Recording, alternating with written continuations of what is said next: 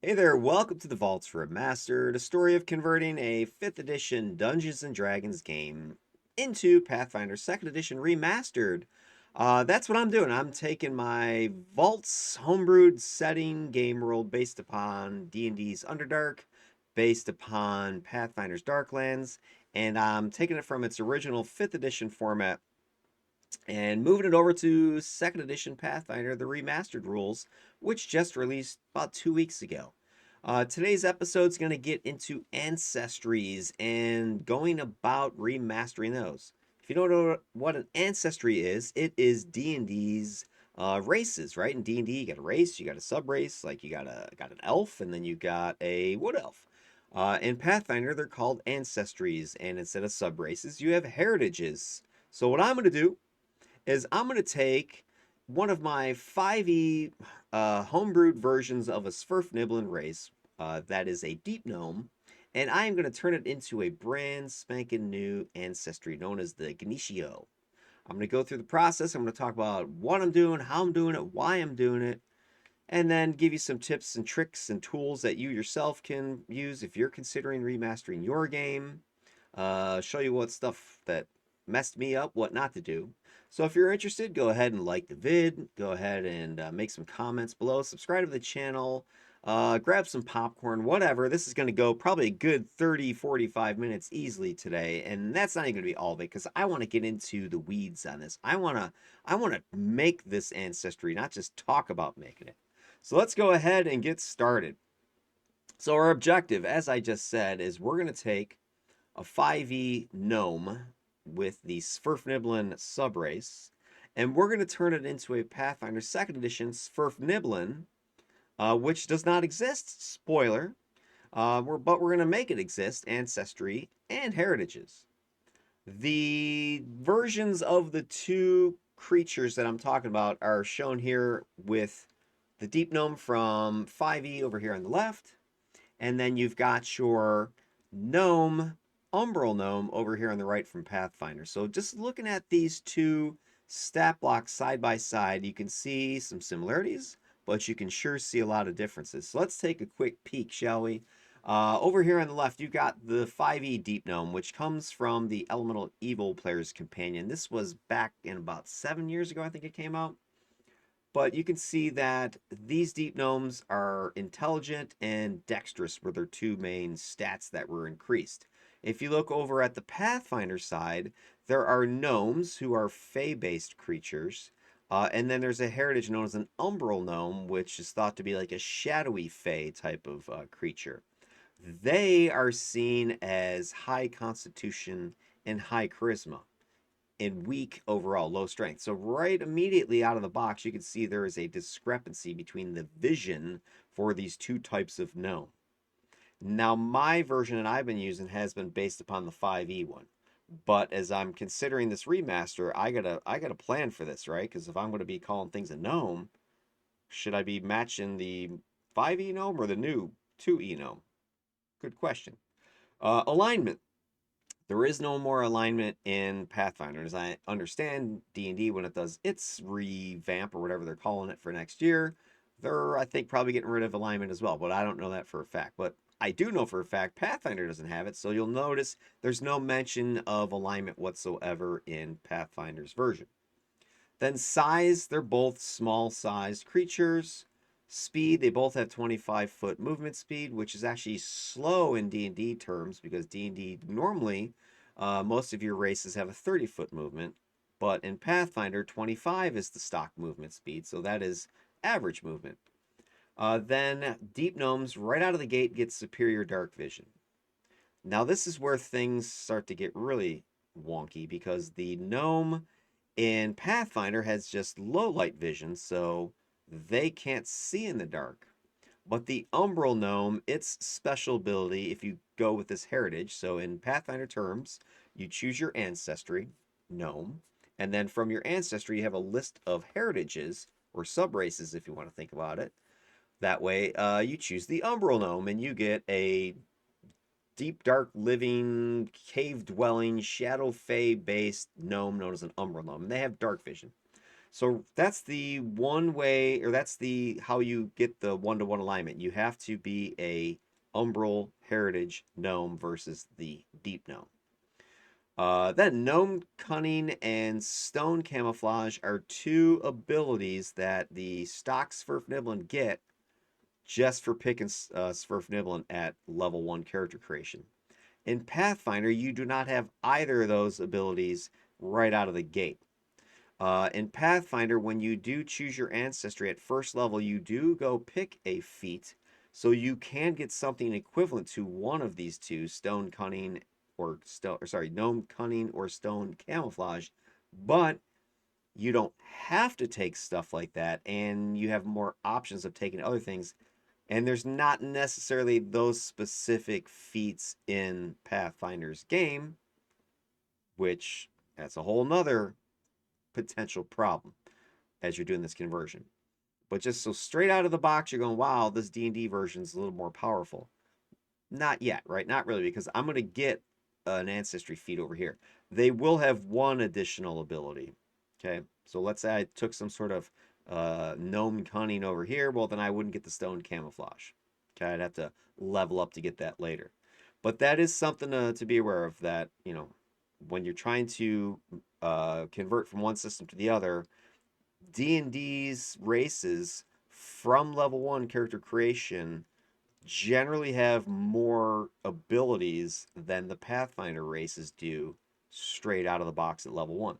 However, that is quickly not the case, because as your gnome character levels up, they're going to constantly be taking more and more feats, and they get a new ancestry feat, I think, every 4 levels. So you get one at first, then 5th, 9th, 13th, and 17th, if I'm not mistaken. So by the time you level up your gnome, he or she is going to have much more gnome abilities than the stock Svirfneblin from D&D. So this is a little bit misleading when you first look at it.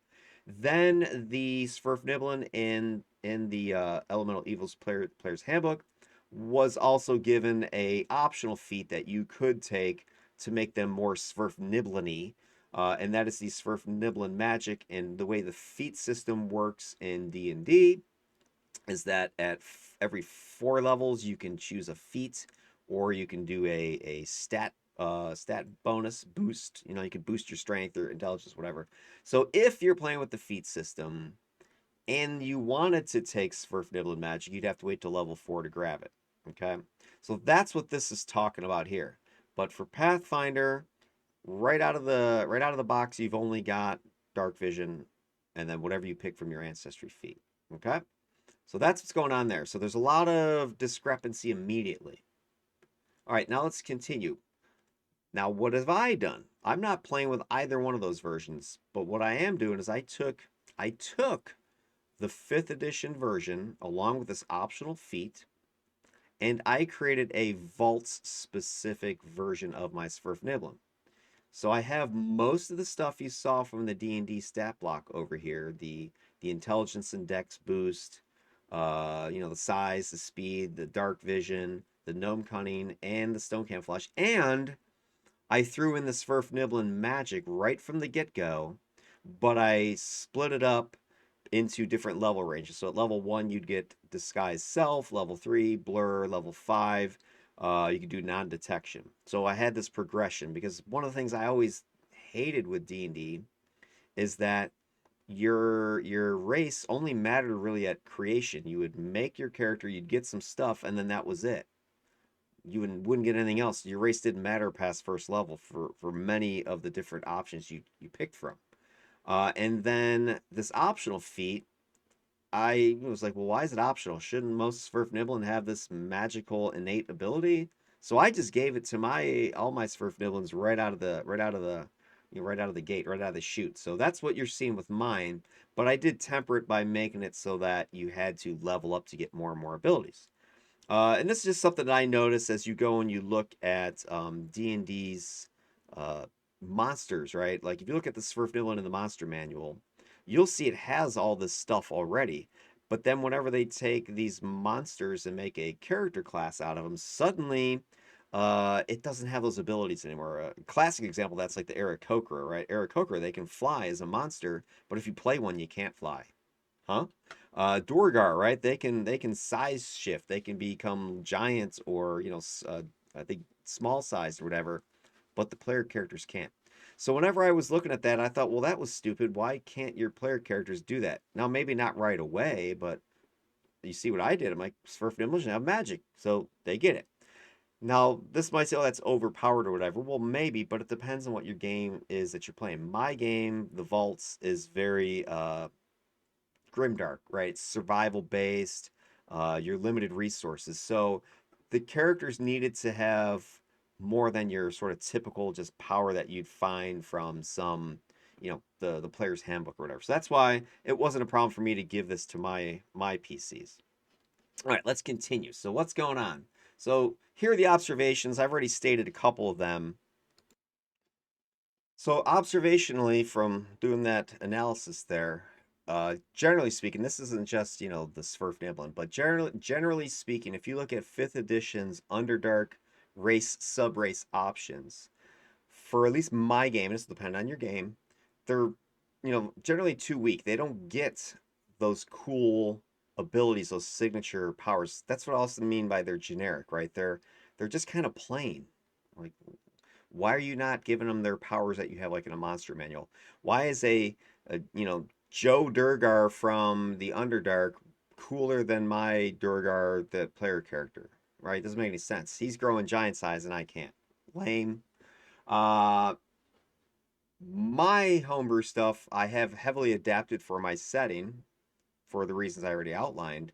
So the Pathfinder rules, though, from what I'm seeing, and I've played a little bit, uh, even even though my 5E version vaults homebrew is good for my old game, the Pathfinder game, I think they might be overmatched a little bit if I was just trying to take my current Svirfneblin. So I have to think about that a little bit. Then the Pathfinder Second Edition Umbral Gnome doesn't really fit what I'm trying to do here, right? I'm looking for Svirfneblin. I'm looking for these deep gnomes that have like lived deep, deep down in the bowels of the earth.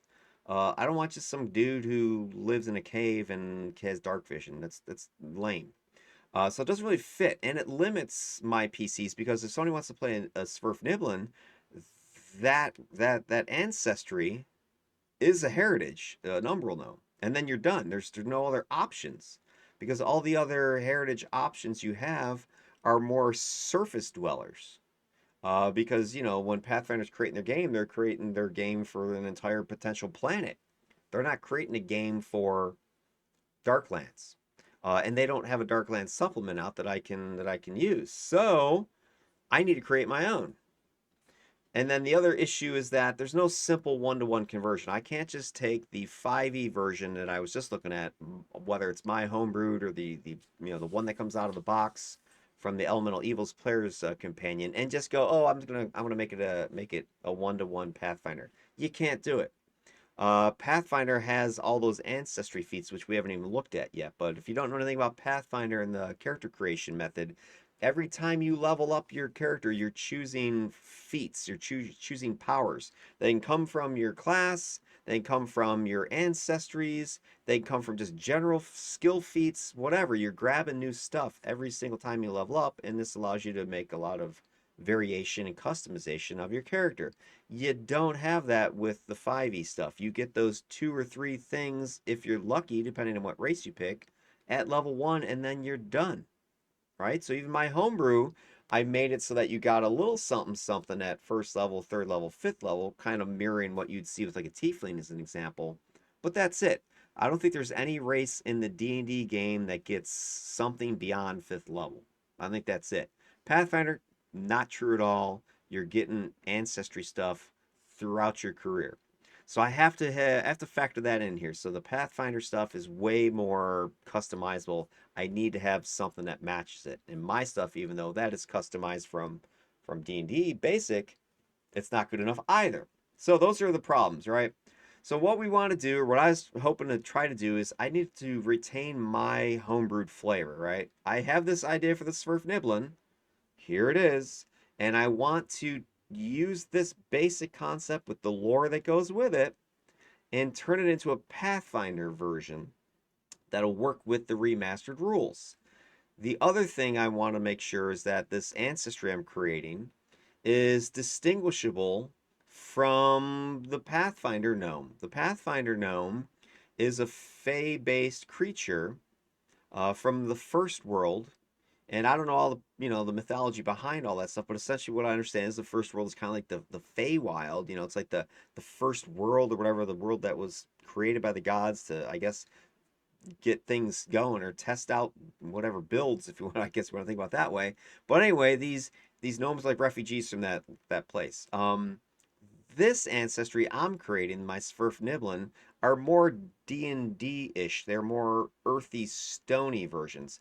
So I have to kind of fuse those two concepts together. I don't want to be completely not a Pathfinder gnome.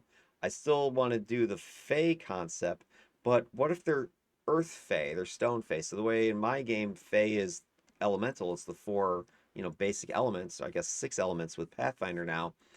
So why not Stone Fey, Fire Fey, Water Fey, whatever, right? Wood Fey, Metal Fey, Air Fey.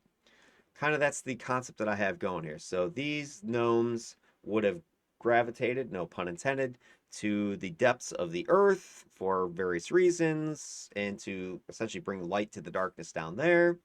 And they've adapted to the stone fey energy beneath. So I need a gnome that does that. I need a gnome that has heritages that are then evolving from that. So I have to create six brand spanking new heritages. There is no such thing as an umbral gnome heritage. The umbral gnome is the bare minimum, not even Svirfneblin that I'm starting with. My Svirfneblin out of the box are going to have, the low light vision, and then from there they're going to have other heritages that they're going to choose and get different abilities. And maybe one of those is dark vision, like the umbral gnome, but there's other heritages they can choose from.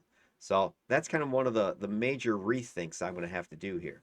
And then I also want to convert. I need to look at the stock gnome abilities, the feats that are in the remastered version, the player core, and use those as a starting point for a whole complete suite of feats that my remastered version of Svirfneblin have access to. I haven't looked at them yet, but I suspect I might be able to recycle about half of them as is and kind of just reflavor them. But I think a lot of them are going to be tied into Fey, surface stuff, so that probably won't work too well. But we'll see. But I think I'm gonna have to create a lot more. And then the last thing I want to be able to do is create, and this is something I don't know, that's unique to my game, but in my game in this remaster that I've been working on in some of the other ancestries, I have created heritage specific ancestry feats. So in other words, you need a prerequisite of a particular heritage in order to access it. But it's not just one. I am creating one unique heritage specific feat for each level at which you can get an ancestry feat. So like first level, fifth level, ninth, etc. So this gives even more feat options. Now I'm going to have way more feat options available to my players in my homebrew world because it's a homebrew game. I can do whatever I want. Whereas, Pathfinder, Paizo, they've got to publish for the masses, right? They can't target my Vaults game world. So I have that advantage, right? And you do too. So if you're out there remastering a game, go crazy. Nobody says you can use the feats from the books. Make your own, right? That's what I'm going to do. And mine are going to be heritage specific. And then what I think will be fun with that is then this way, if you want to just go pure whatever heritage and just be, the best wood elf you can be, you could take all these heritage feats that would, make you uber wood elf, right? So that's something else I'm going to do. Now, how are you going to do this? Because this is a tall order, and I'm not gonna lie, right? So there's a lot to do here. So I'm going to be working with Chatty Cathy, my AI muse, Chatbot GPT. I use it a whole bunch. If you've seen any of my previous videos about religion, the cults that I was creating for my primordial Kavarka, where I had videos about Kavarka's realm, Kavarka's mythology, the Luminite Lattice cult, I've used ChatGPT, and it's going to be even more important, I think, in this aspect than any other stuff I've shown you, because one of the biggest challenges you have with homebrewing mechanic stuff is the risk of breaking the game or the risk of OP abilities or underpowered abilities, right? It's easy to go, oh yeah, this ability gives you a +5 to hit or something like that. But in game terms, that might completely shatter the way the mechanics work. And spoiler, it would in Pathfinder, right? So you gotta have smarts about it, and I admittedly don't. So I'm gonna rely upon the AI to assist me because it has access to Pathfinder's rules that I do have access, but I don't know them. She knows them, right? So I can sit there and go, "Hey, here's a feat. How do we make this work in Pathfinder game terms?" And she can help me do that. So that's gonna be super important in order to develop this thing. So I'm gonna take the lore that I have. I have my game lore. I have the lore that you grab from the bestiaries.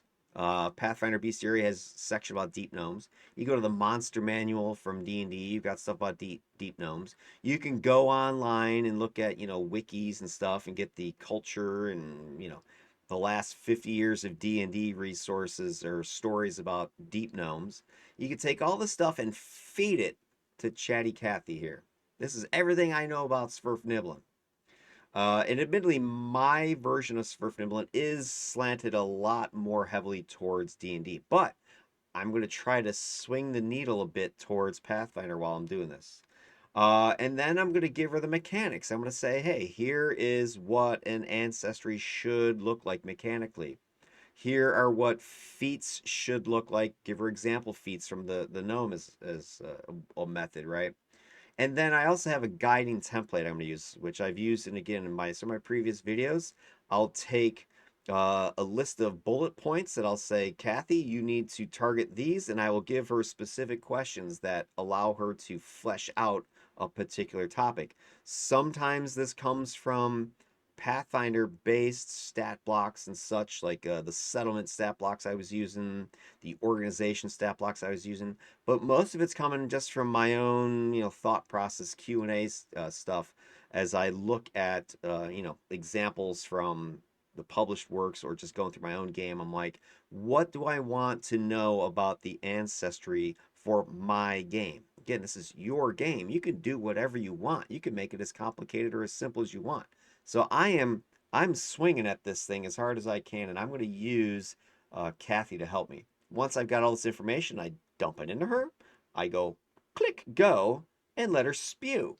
And then, of course, that's never good enough right out of the box. Not because I'm just some elitist or whatever, but some of it's generic, some of it's confusing, some of it's sloppy. Sometimes she misses uh, key points that you were trying to bring out in your lore or your ancestors or whatever it is you're working on. And so you need to refine it. You need to go back and forth and reiterate each time. Sometimes you might just have to restart. And I've had to do that more often than not. So anyway, anybody who thinks, oh yeah, AI is just going to do everything and you're not creating anything yourself, it's just stealing everything. No, you're wrong. Okay. Uh, it's a great tool, and that's how you're using it. You're going to have to teach it. You're going to have to go back and forth. It's doing a lot of work for you, yes, but you are directing the show. You're giving it the incentive and where to go with its brain power. So that's what I'm going to show you.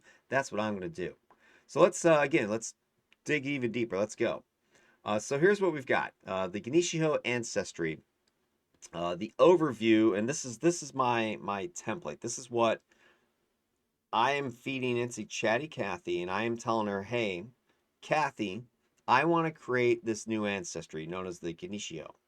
Now, originally it was Svirfneblin, and as I tried to outdo the OGL as well as I don't want this to be confused with Pathfinder's Svirfneblin either, or this Umbral Gnome.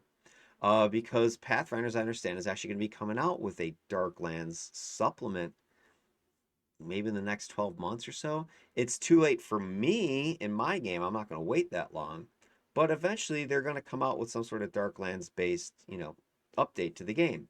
And so I don't want to be locking my players, or maybe some of you out there like, "Oh, hey, I want to play this thing too." And then 6 months, 12 months down the road, out comes the brand spanking new Darklands thing, and all this stuff gets, flushed, right? Or you're trying to redo it again. So instead of going, oh, I'm going to make a Svirfneblin, I'm making a Gnishiho. So they can coexist with a Svirfneblin in a game world, depending on what comes out from Paizo later in the future, right? So anyway, here's what I asked Kathy, or here's what I told Kathy. This is the format I want, Kathy. I want an overview that's going to summarize the history and origin of this ancestry.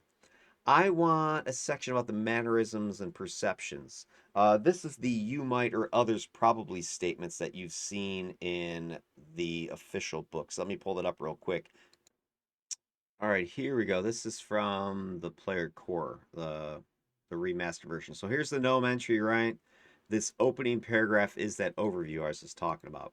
And then there is the impressions, the you might or others probably. So this is where I'm getting my outline from. And then what I've done and what I'm showing you there is I've then apply guiding questions to the template so that she knows what to look for, or what I'm looking for. I want you, Kathy, to suggest 3 behaviors or traits common to these Gnishiho. Others probably 3 responses or perspective others would have about the Gnishiho.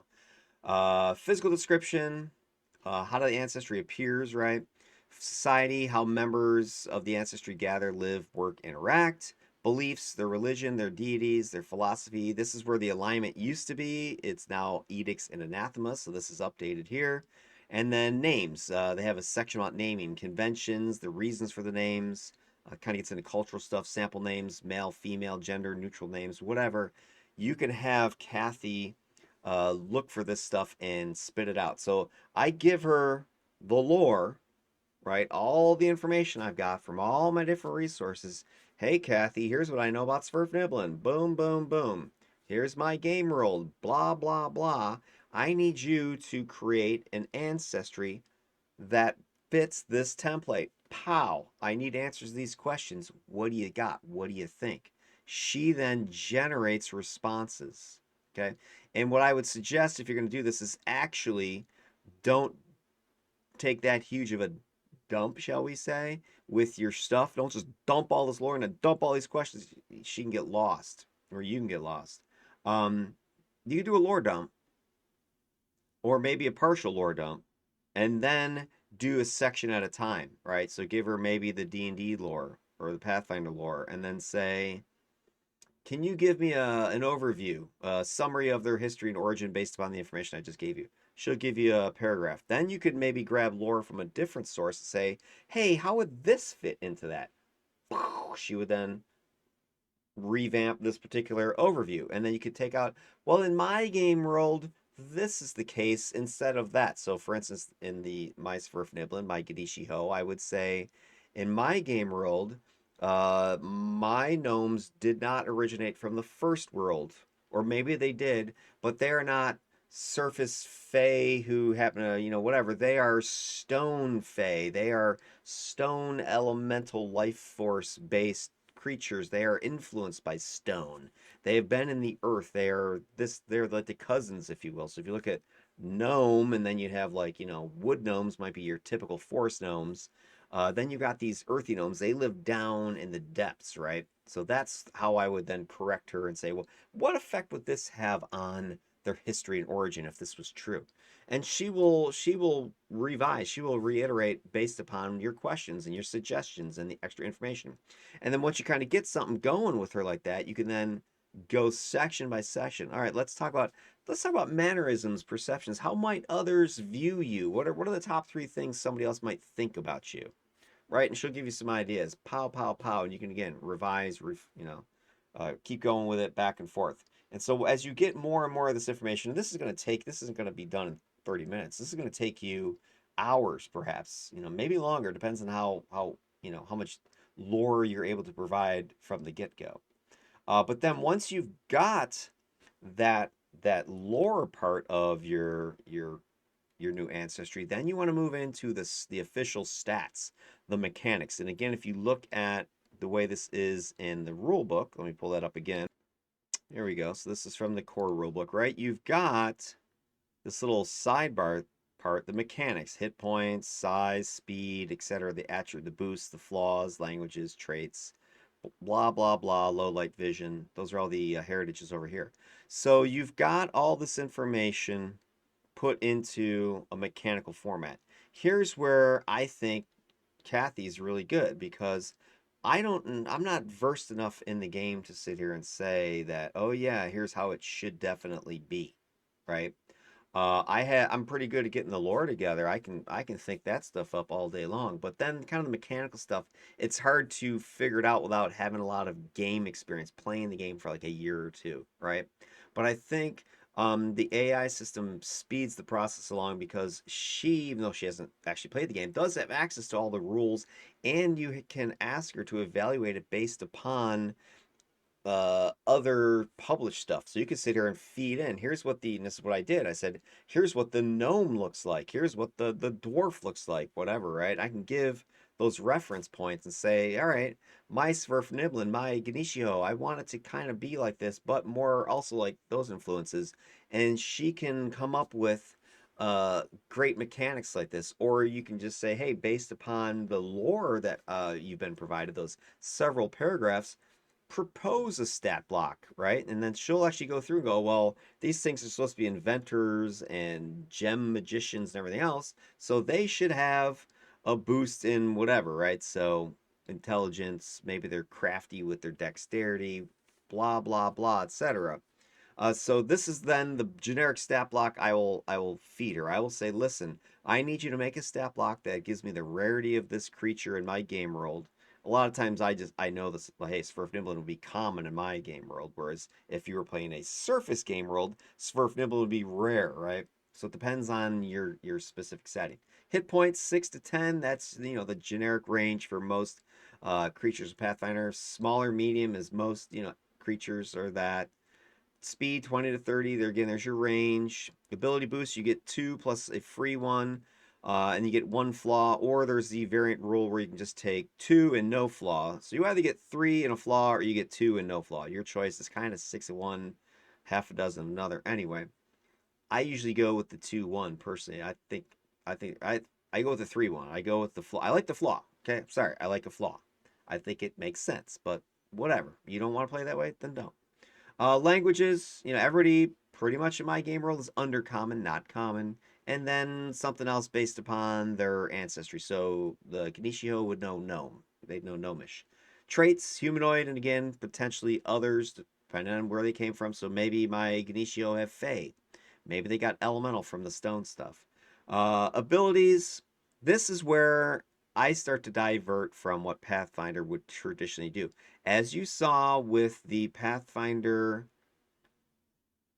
Umbral Gnome, okay, they get dark vision. If you go and look at the rule book again, you're gonna see, Chameleon Gnome, Fey Touch Gnome, Sensate Gnome. They're all gonna get one thing, right? They're gonna get cantrips. They're gonna get a bonus to something, right? Bonuses, blah blah blah. They get one thing, okay? No, my guys and well, guys, gals, whatever. My homebrewed ancestries, and I know some of you purists out there are going to be scoffing already, but I know my game. Okay, I mean I'm using the Pathfinder rules, and I already admitted I don't know them super duper well, and so relax. But in my game world, it's going to be hard. It's going to be survival based, and so given my giving my Svirfneblin Gnishiho dark vision, it's not going to be good enough. Everybody down here is going to have dark vision or low light vision, so I'm not giving them anything if I give them low light vision. The game is not like Surface World Gamer getting dark vision. Woo, that's a big deal. My game world, everybody, that's like just being able to see. Okay, now if I gave him tremor sense, that would be something else. All right, so anyway, all of my ancestries are getting 3 things out of the gate.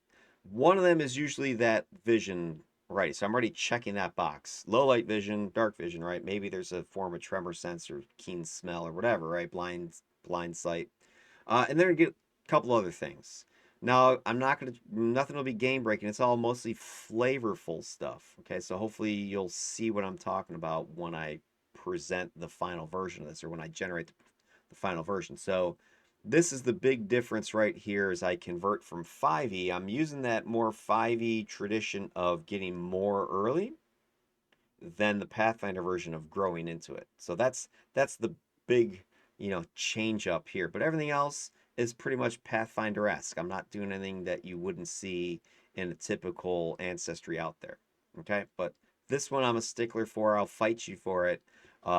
They already are going to have a sense of some kind. Check. That's one. So that's just out of the box. And then they're getting technically then only 2 things beyond that.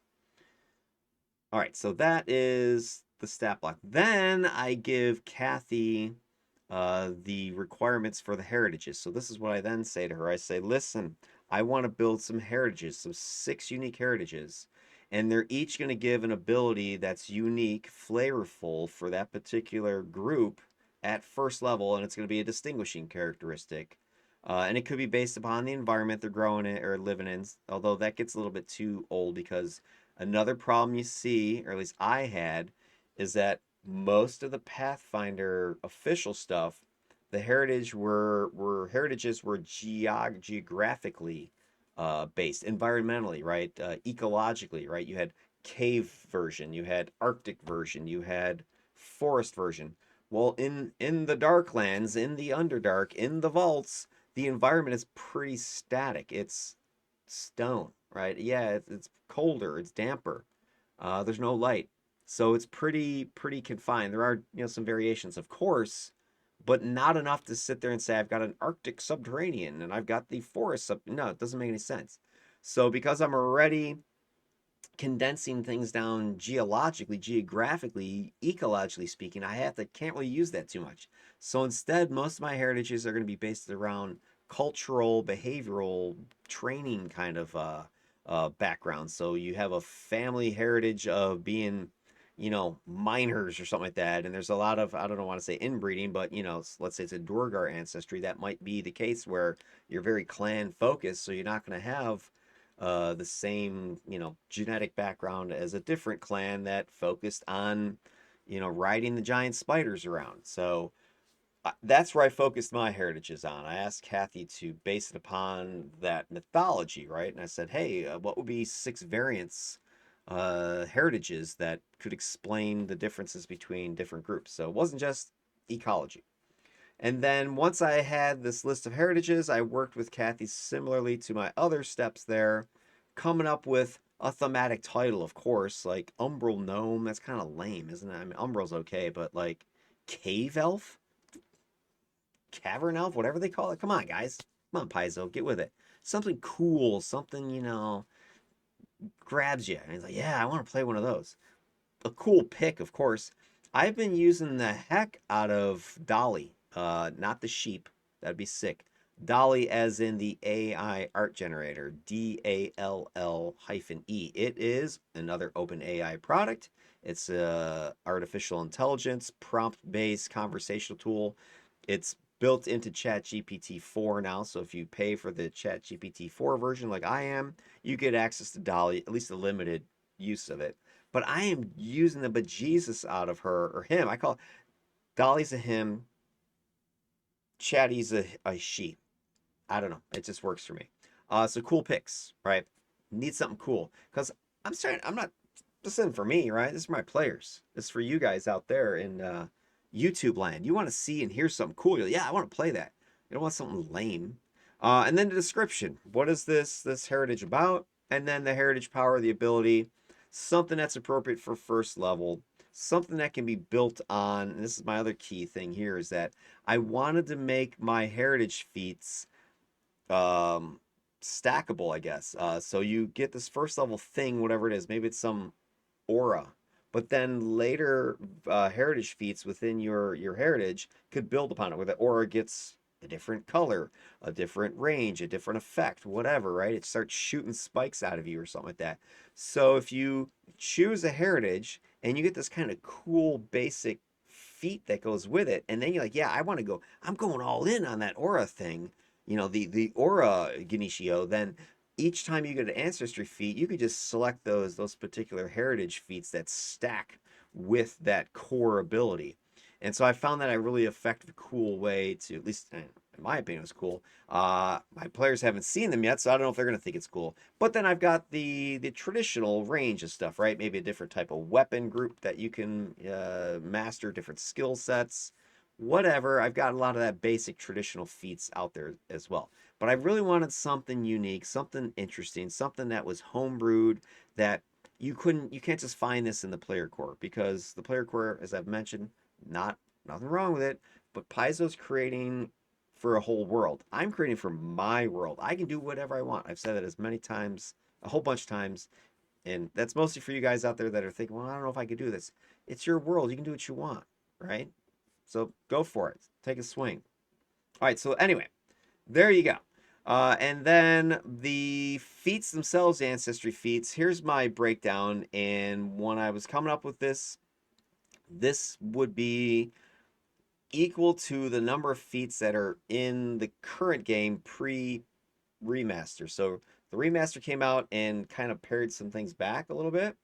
If you go and look at the total number of feats that are available to a particular ancestry, like from Archives of Nethys, it falls roughly into this number because the original player book, the core rulebook had whatever, 8 first level feats, let's say. But then when the ancestry guide, I think it was, or character guide came out later, some of the supplement books came out, the Lost Omen stuff, they were adding additional ancestry feats. So there's easily a dozen options for pretty much every ancestry out there at first level. So I was shooting for 10 to 12, and then 6 to 8 at 5th level, 9th level, 4 to 5, 3 to 4 at 13th, and then 1 or 2 like signature 17th level. Those levels are the levels at which, when your character hits, you get to pick another ancestry or Gnishiho feat in this context. And this is where it's way different than D&D, right? D&D first level, you create your character, you get your class, you get your background, you get your race, and you get those race feats or race abilities, and that's it, right? And then the only time you get something new is either if you're playing with the feat system in D&D, which is optional, or you get something from your class, right? So there's a lot of just front-loaded stuff in D&D. Pathfinder, you got this nice steady linear progression of power. Okay, it makes it a much smoother curve, and it makes it easier to then design content or design challenges because you have this nice steady progression. And then, as I mentioned, I'm going to put in a new additional feat for heritages at each of those levels. So 1, 5, 9, 13, and 17. So each heritage is going to have 5 unique specific feats that only members of that heritage can take. So you have to have that as your prerequisite in order to take them. And then I do have some of the ancestries I'm designing. Actually, you can take multiple heritages depending on, there's a couple exceptions to that rule there. So it gives you another way to kind of make option and customization possible. So that is where I am with my good buddy Kathy. I am going to be feeding all this stuff and all these questions and all these requirements into her and see what she comes up with. Now, if you want to find out what she came up with, guess what? You, my friend, are going to need to tune in to our next vid because I'm not doing it right this second. I'm already 40 some minutes into this. But check this out, kids. I got it done. Bam, bam, bam, bam, bam, bam. Well, I don't want to spoil too much, right? So anyway, I got it done. I've got at least a lot of it done. Not all of it. But I want to show you guys the rest of it once we get to it. So, if you want to see what I came up with the assistance of Chatty Cathy and what am I calling Dolly? Calling him Donnie? Donnie Dolly? I don't know. I got to come up with something with that. Oh, I know. I was calling him Sal, as in, Salvatore Dali. Sal. So Sal and Kathy. If you want to see what me, Sal, and Kathy came up with for this Gnishiho, this remastered Svirfneblin Ancestry, you're gonna have to smash the like button, subscribe, blah blah blah, yada yada yada. You don't really have to do that, but I would appreciate it if you did. But just tune into the next video, and that'll hopefully be tomorrow, because I've got most of it done already, as I just was showing you, and I want to step you through what we came up with, and hopefully you'll be as impressed as I was, by this stuff. It's pretty cool what's on the list here. I was like, ooh, good stuff. Not trying to brag, just saying that there's some really good stuff here. All right, so anyway, thanks for tuning in and checking things out. I'll catch you in the next video. Have a good night. Take care.